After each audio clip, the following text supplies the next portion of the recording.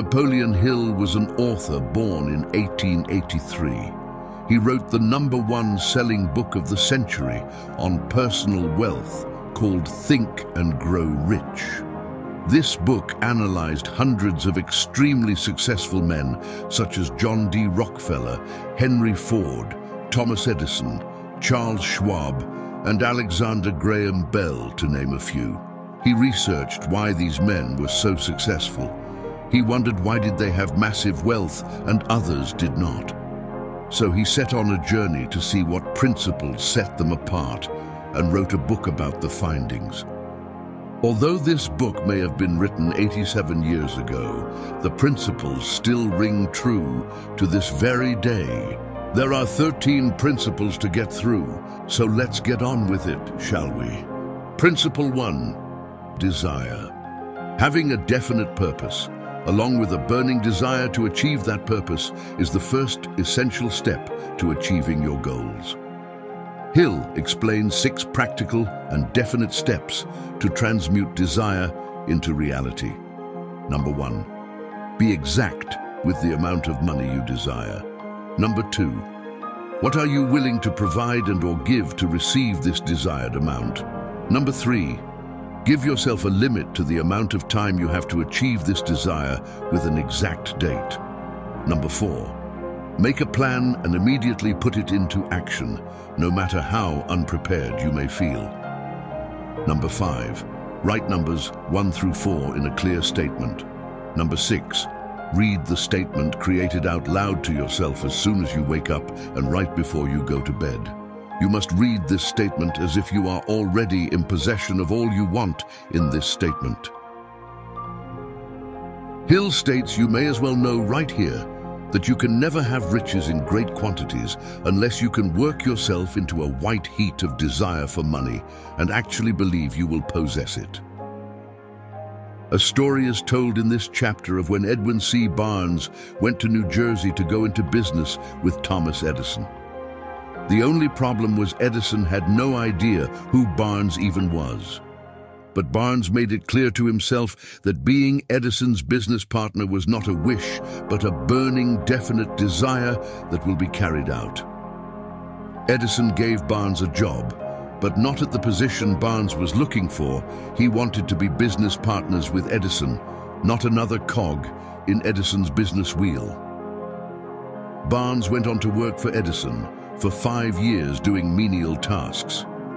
One day, Barnes seized an opportunity to sell one of Edison's inventions, the Ediphone. Edison's sales team did not believe this product would sell and rejected the proposal. Barnes, seeing this opportunity, put forth a plan to Edison to sell this product.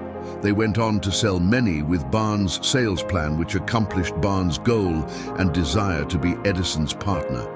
Barnes had a definite goal and put all of his power into seeing that goal completed with definite purpose and a burning desire. Principle 2, faith. Faith is a state of mind. When the vibration of your thoughts and desires are blended with faith, the doors of infinite intelligence are opened. Without faith, your desires will seem impossible to fulfill and cause your subconscious mind to shut down any thought of a better life before you can even start. Hill outlines a self-confidence formula. 1. Know that you have the capability to realize the definite purpose in your life. 2. The thoughts that you allow to dominate your mind will eventually transform into physical reality. 3. The desire you hold in your mind and persistently think about will continually seek to become reality. 4. You have created a statement of your definite goal in life, and you will not give up until you have attained it. 5. By carrying out this desire, you will benefit all whom it affects. You will attract the right people to work with by doing the right things, the right way, with a positive attitude. Hill states, there are millions of people who believe themselves doomed to poverty and failure because of some strange force over which they believe they have no control. They are the creators of their own misfortunes because of this negative belief, which is picked up by the subconscious mind and translated into its physical equivalent. Taking that quote and reversing it reveals how the successful men analyzed in this book think. You can truly think and speak things into existence. It is your decision on what thoughts you will turn into the physical equivalent using faith. Principle 3, autosuggestion. Autosuggestion is when your mind automatically processes new information in a certain way, depending on how you have trained your subconscious mind to handle it. You can then transfer these thoughts more easily to attract the results you are looking for. To influence the subconscious mind, the thoughts in which you feed your mind must be precise and filled with emotional belief. In the book, Hill states, "No thought, whether it be negative or positive, can enter the subconscious mind without the aid of the principle of autosuggestion, with the exception of thoughts picked up from the ether." Stated differently, all sense impressions which are perceived through the five senses are stopped by the conscious thinking mind or rejected at will. The conscious faculty serves, therefore, as an outer guard to the approach of the subconscious. Principle 4, specialized knowledge. The next step is understanding that having an abundance of general knowledge has little use in the accumulation of money, but having organized, specialized knowledge in a niche subject can make you rich. One of the richest men in history had this to say regarding knowledge. Andrew Carnegie stated that he, personally, knew nothing about the technical end of the steel business. Moreover, he did not particularly care to know anything about it. The specialized knowledge which he required for the manufacture and marketing of steel, he found available through the individual units of his mastermind group. What this means is the man who accumulates the wealth does not necessarily need to personally have the specialized knowledge needed, but rather requires the access to an organized group of highly specialized people. This mastermind group of specialized minds is the key to a successful venture. Principle 5, imagination. Man's only limitation within reason lies in his development and use of his imagination. All successful products and services in the world started off as just an idea in someone's imagination. Hill states that there are two types of imagination: synthetic and creative imagination. Synthetic imagination is the product of rearranging past ideas, experiences, or observations until something clicks in your mind that seems right to move forward with. If you cannot draw on new ideas using synthetic imagination, you may have to try creative imagination. This is the process in which you get ideas from scratch in your mind, from inspiration or a gut feeling which have not been thought of before. By having a strong desire, you refine your focus and interest on what you are observing and experiencing, and you see it through a new perspective that helps you automatically generate creative thoughts, effortlessly. This is because you are giving your mind something to look for, something to focus on. This ideology also ties back to the chapter on autosuggestion. You can use this to your advantage to supercharge your imagination. This faculty functions only when the conscious mind is vibrating at an exceedingly rapid rate, as for example, when the conscious mind is stimulated through the emotion of strong desire. And don't be afraid to change your environment to foster more creative thoughts. Changing your environment by, say, walking on a nature trail surrounded by trees and natural streams, sitting at a lively coffee shop or a dimly lit library can have a profound effect on your motivation to spark that subconscious idea or write down something great. Principle 6, organized planning. The next step to turning desire for money into its physical equivalent is to form a definite and practical plan. Hill lays out 4 points to keep in mind. A. Merge yourself with a group of as many other minds as you may require for the carrying out of your plan. in return for the group's help with carrying out your plan. Determine what they will receive in return. No person with specialized knowledge will work for free. Although what they wish in return may not be in the form of money, it may be the help on something they're working on or an interest in the company, for example. C. A meeting twice a week or more with all members of the group is necessary until a precise plan has been created. D. The harmony between yourself and the members of your mastermind group must be perfect, and if it is not, a solution is to be found promptly so everyone is on the same wavelength. No follower of this philosophy can reasonably expect to accumulate a fortune without experiencing temporary defeat. If defeat comes, it is because your plans were not sound. It is imperative that you adapt and change your plans and redirect your mastermind group until you are met with success. A quitter never wins, and a winner never quits.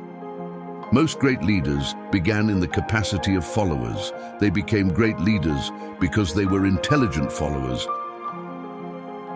Leadership requires 11 major attributes. 1. Unwavering courage. 2. Self-control. 3. A keen sense of justice. 4. Definiteness of decision. 5. Definiteness of plans. 6. The habit of doing more than paid for. 7. A pleasing personality. 8. Sympathy and understanding. 9. Mastery of detail. 10. Willingness to assume full responsibility. 11. Cooperation. The most intelligent man living cannot succeed in accumulating money, nor in any other undertaking, without plans which are practical and workable. Just keep this fact in mind, and remember, when your plans fail, that temporary defeat is not permanent failure. It may only mean your plans have not been sound. Principle 7. Decision. Reaching sound decisions quickly and definitely is the next step toward riches and becoming a great leader. When you know what you want, it is easy to make a decision quickly. Do not mistake this with impulsive thinking with no purpose. Seek counsel from trusted advisors when needed, but ultimately, it is up to you to make a prompt and definite decision when required. Lack of decision is one of the leading causes of failure. Remember, procrastination is the enemy and the opposite of decision.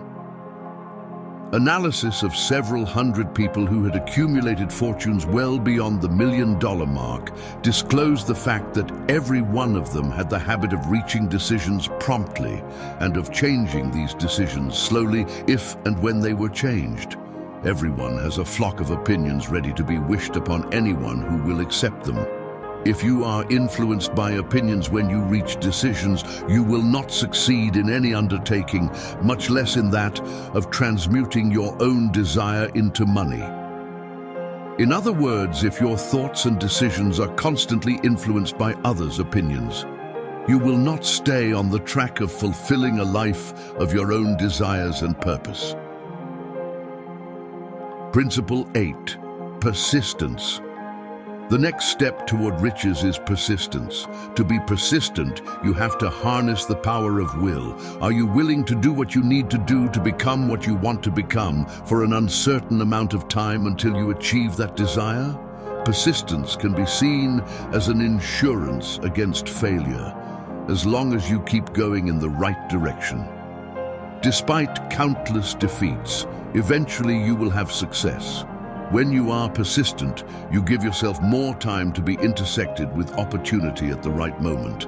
A person who stays persistent is one who has definiteness of purpose, desire, self-reliance, definiteness of plans, accurate knowledge, cooperation, willpower, and habit. A few know from experience the soundness of persistence. They are the ones who have not accepted defeat as being anything more than temporary.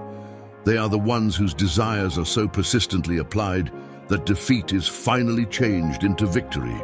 We who stand on the sidelines of life see the overwhelmingly large number who go down in defeat, never to rise again. Principle 9. Power of the mastermind. The next step is to harness the power of the mastermind group available to you and apply it to your burning desires. The mastermind is a merging of knowledge for the attainment of a definite purpose. Hill explains there are two characteristics in order to harness the power of the mastermind group. The first is the economic advantage.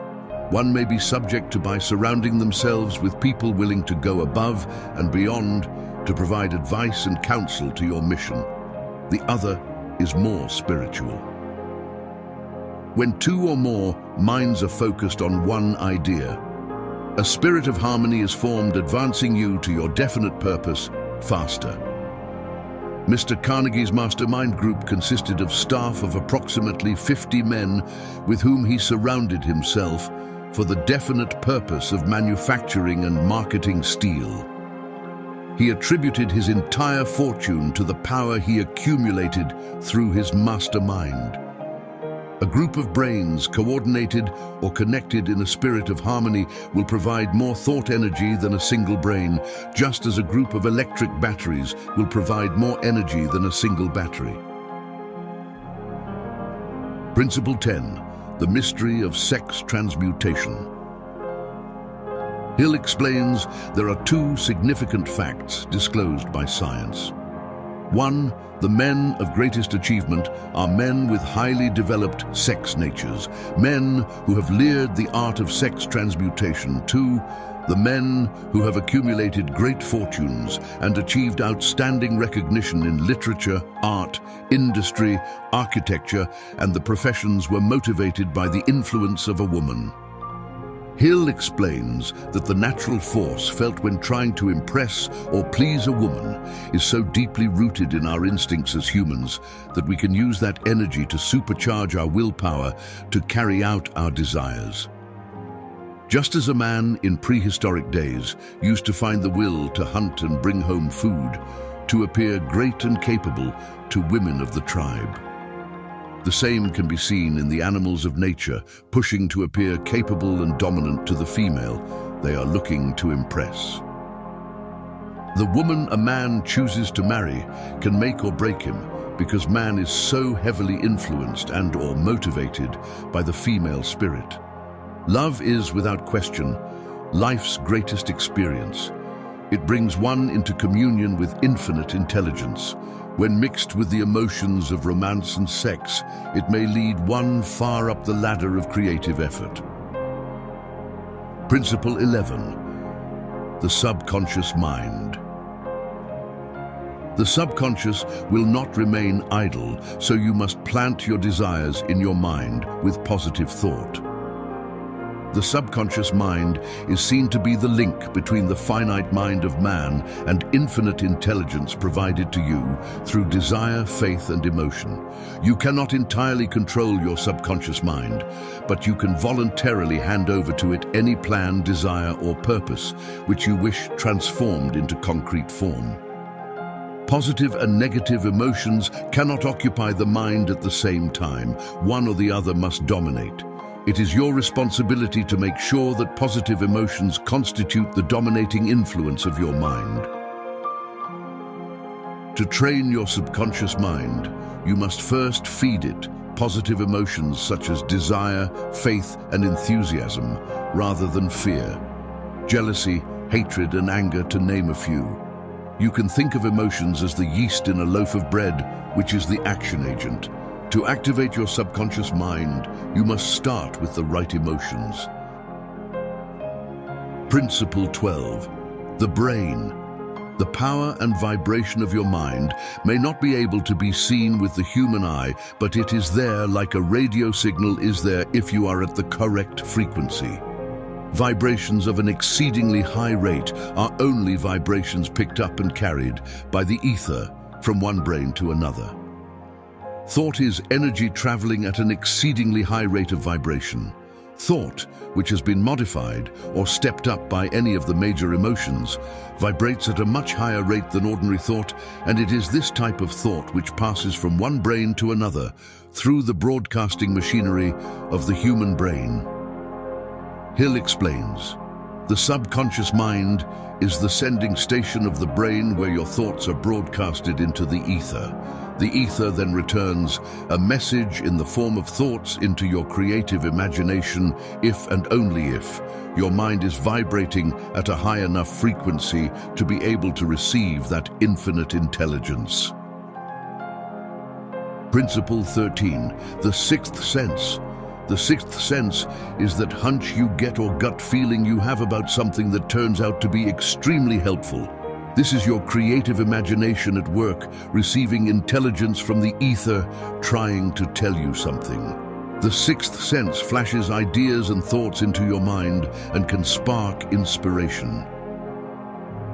The chapter on the sixth sense was included because the book is designed for the purpose of presenting a complete philosophy by which individuals may unerringly guide themselves in attaining whatever they ask of life. The starting point of all achievement is desire. The finishing point is that brand of knowledge which leads to understanding of self, understanding of others, understanding of the laws of nature, recognition and understanding of happiness.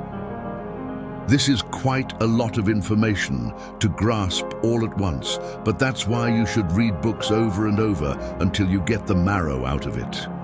I look forward to exploring some more lost wisdom in the future together. Hope you enjoyed this summary, and goodbye for now.